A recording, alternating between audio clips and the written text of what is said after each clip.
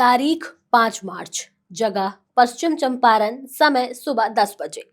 बिहार की राजनीति में हलचल मचाने वाला एक प्रेस कॉन्फ्रेंस होता है और ये प्रेस कॉन्फ्रेंस करने वाले शख्स कोई और नहीं बल्कि चुनावी रणनीतिकार जन सुराज पार्टी के संस्थापक प्रशांत किशोर ने की थी। राजनीति में कूटनीति को अगर किसी राज्य ने बेहतर तरीके से परिभाषित किया है तो वो है बिहार। रहनुमाओं ने बिहार को लेकर अक्सर कुछ ऐसे कारनामे किए हैं जिसने सबको चौंकाया है। राजनीति और कूटनीति की बात हम क्यों कर रहे हैं वो आज हम आपको इस खबर के जरिए समझाते हैं। चुनावी रणनीतिकार और जनसुराज पार्टी के संस्थापक प्रशांत किशोर ने पश्चिम चंपारण जिले में आयोजित एक प्रेस कॉन्फ्रेंस में मुख्यमंत्री नीतीश कुमार को लेकर के एक ऐसा बड़ा दावा कर दिया है जिसे सुन करके हर कोई हैरान रह गया। प्रशांत किशोर ने यह दावा किया है कि मुख्यमंत्री नीतीश कुमार आगामी विधानसभा चुनावों में भारतीय जनता पार्टी के साथ गठबंधन में चुनाव लड़ेंगे, लेकिन नतीजे आने के बाद वो फिर से अपना पाला बदल सकते हैं, यानी नीतीश कुमार फिर से पलटू राम वाला टैग ले सकते हैं। अब प्रशांत किशोर ने ये क्यों कहा है, इसके पीछे की क्या वजह है, ये सब हम आपको समझाने की कोशिश करेंगे। लेकिन उससे पहले आप हमारे चैनल द हिंदी टॉप को सब्सक्राइब करें, बेल आइकन दबाना ना भूलें ताकि आप तक पहुंचे हमारी हर खबर सबसे पहले। अब इस पूरी खबर को जानने से पहले एक बार सुन लीजिए कि जन सुराज पार्टी के संस्थापक प्रशांत किशोर ने क्या कहा है। ये नहीं कहा कि यही लाडला, हम तो अपील कर रहे हैं आपके जरिए भाजपाइयों को, माननीय मुख्य प्रधानमंत्री मोदी जी को, कि अगली बार जब अमित शाह जी और मोदी जी आए तो उनको ये घोषणा करनी चाहिए कि यही लाडले व्यक्ति अगले 5 वर्ष में मुख्यमंत्री रहेंगे। वो घोषणा कर दें। चंपारण में अगर एक एक सीट पर भाजपा न हारी तो आप हमसे पूछ लीजिएगा, खाली ये घोषणा कर दें। ये लोग नीतीश को आगे मुखौटा बनाकर किसी तरह वोट लेना चाहते हैं। जीतने के बाद नीतीश का भी गला काटेंगे और इस बार अपना मुख्यमंत्री बनाएंगे। वो तो नीतीश कुमार पार्टी जीतने के बाद करते हैं। एक चीज आप लोग को ध्यान नहीं है, नीतीश कुमार अपने पूरे जीवन में कभी भी एक बार छोड़कर, जब उनका चुनाव मैंने लड़ाया था, अगर 2015 को छोड़ दीजिए तो नीतीश कुमार आज तक अपने पूरे जीवन में भाजपा के बगैर चुनाव नहीं लड़े हैं। क्योंकि वो लड़ते हैं भाजपा की ताकत से, भाजपा के पैसे से, भाजपा के संगठन से, और जीतने के बाद वो पलटते हैं। तो नीतीश कुमार, आप लोग फिर जाकर जांच लीजिएगा, 2015 को अगर अपवाद के तौर पर हटा दीजिए, जो चुनाव मैंने लड़ाया था 2015 को छोड़ दीजिए, तो नीतीश कुमार का गुदा नहीं है कि वो अपने दम पर लड़ लें या राजद के साथ जाके लड़ लें। तो कोई पलटने की बात नहीं है, वो भाजपा के साथ ही लड़ेंगे और ये कोशिश करेंगे कि भैया फिर से कोई जुगत लगाकर भाजपा वाले बनाए तो भाजपा वाले, और न बनाए तो उधर पलट के बना ले। लेकिन इस बार जनता भी तैयार बैठी है, उनको इतना कम सीट देगी कि वो किधर भी पलट ले, इस बार मुख्यमंत्री नहीं बनने वाले हैं। और इस बात को आप रिकॉर्ड पर हमारी ओर से ले लीजिए। बिहार में नवंबर में कोई मुख्यमंत्री बन जाए, नीतीश कुमार मुख्यमंत्री नहीं बनेंगे। अगर बन जाए तो आप हमको पकड़िएगा, हम अपना अभियान वापस ले लेंगे। नीतीश कुमार मुख्यमंत्री बनने वाले नहीं। इस वीडियो में प्रशांत किशोर ने कहा कि नीतीश कुमार एक बार फिर से मुख्यमंत्री बनने की पूरी कोशिश करेंगे, लेकिन शायद अब उनकी लोकप्रियता कम हो चुकी है, इसलिए अब चाहे वो किसी भी गठबंधन में जाएं, जनता उनको अब 5वीं बार सीएम नहीं बनाएगी। इस बयान के साथ ही पीके ने यह दावा किया है कि अगर नीतीश कुमार को लेकर के उनका दावा कहीं से भी गलत साबित होता है तो वो अपनी राजनीतिक यात्रा को वहीं खत्म कर देंगे। प्रशांत किशोर का बयान नीतीश कुमार के लिए एक बड़ा बयान साबित हुआ है।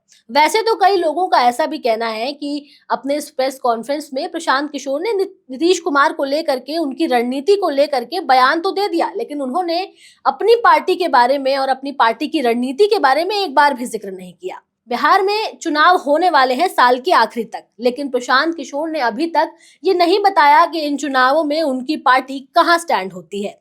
हालांकि प्रशांत किशोर एक रणनीतिकार भी हैं। उन्होंने 2014 के लोकसभा चुनावों के दौरान बीजेपी के रणनीतिकार के तौर पर उनका साथ दिया था, उनके लिए काम किया था, और इसी वजह से बीजेपी का अब की बार मोदी सरकार वाला नारा सिद्ध हो पाया था। और इसके साथ ही पीके ने पश्चिम बंगाल में ममता बनर्जी के लिए भी रणनीतिकार के तौर पर काम किया था।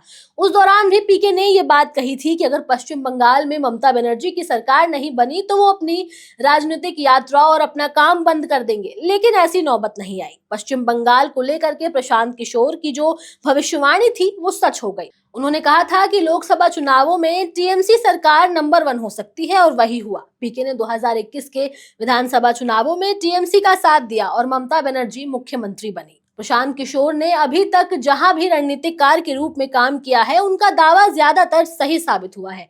तो ऐसे में ये कवायद भी तेज हो गई है कि नीतीश कुमार शायद चुनाव के बाद पलट सकते हैं। हमारे चैनल द हिंदी टॉप ने कई बार राजद और जेडीयू के नेताओं से भी बातचीत की है, जिस दौरान उनका जवाब भी कुछ गोल मटोल ही रहा था। तो कहीं प्रशांत किशोर ने जो बात कही वो बात सच तो नहीं। हाल ही में पीएम मोदी ने भी जब भागलपुर का दौरा किया था, तो उस दौरान पीएम मोदी ने नीतीश कुमार को लाडला कहकर संबोधित किया था, और लाडला शब्द अक्सर घर के छोटों के लिए इस्तेमाल किया जाता है। तो एक तरह से पीएम मोदी और बीजेपी खुद नीतीश कुमार को साइडलाइन करने का सोच सकती है, और इसके साथ ही बीजेपी बिहार में अपनी जगह बनाने की पुरजोर कोशिश कर रही है। इसी कड़ी में नीतीश कुमार ने हाल ही में विधानसभा में एक बयान दिया था आरजेडी को लेकर। उन्होंने ये बात कही थी कि लालू यादव को हम ही सीएम बनाए थे, जिसका काउंटर करते हुए तेजस्वी यादव ने भी ये बोला कि हम आपको 2 बार सीएम बनाए हैं। इस बीच विपक्ष के नेताओं का ये कहना था कि पिछले कुछ समय से नीतीश कुमार की तबीयत ठीक नहीं चल रही है, तो ऐसे में उनके बेटे निशांत कुमार को राजनीति में आ जाना चाहिए। इसको लेकर खुद तेजस्वी यादव ने भी ये बात कही थी कि अब निशांत कुमार को सक्रिय राजनीति में आ जाना चाहिए, जिसके बाद खुद निशांत कुमार ने मीडिया वालों के सवालों का जवाब नहीं दिया। उन्होंने ये जरूर बोला कि पिताजी को आप लोग वोट दीजिए, वो चुनाव लड़ रहे हैं और उनकी तबीयत बिल्कुल सही है, उनके नेतृत्व में जेडीयू चुनाव लड़ रही है। एक तरफ प्रशांत किशोर, जिन्होंने ये भविष्यवाणी की कि अब नीतीश कुमार अगर गठबंधन की राजनीति से जीत भी जाते हैं तो वो जल्द ही अपना पाला बदल देंगे। दूसरी ओर बाकी तमाम विपक्ष की पार्टियां नीतीश पर उनकी सेहत खराब होने को लेकर के कई सारे बयान देती रही है। अब इन सबके बीच देखने वाली बात यह होगी कि नीतीश कुमार बिहार विधानसभा चुनाव के बाद क्या रुख अपनाते हैं। क्या वो इसी तरह से एनडीए में रहेंगे, बीजेपी का साथ देंगे, या फिर वो एक बार फिर पलट जाएंगे। प्रशांत किशोर की इस प्रेस कॉन्फ्रेंस से ऐसा भी प्रतीत होता है कि वो नीतीश कुमार के अस्तित्व पर कई सारे सवाल उठाकर अपनी कहीं ना कहीं अपनी राजनीतिक साख बचाने में लगे हुए हैं, और कहीं ना कहीं वो अपनी पार्टी को नंबर 2 की पोजीशन पर स्थापित करने की जुगत में जुटे हुए हैं।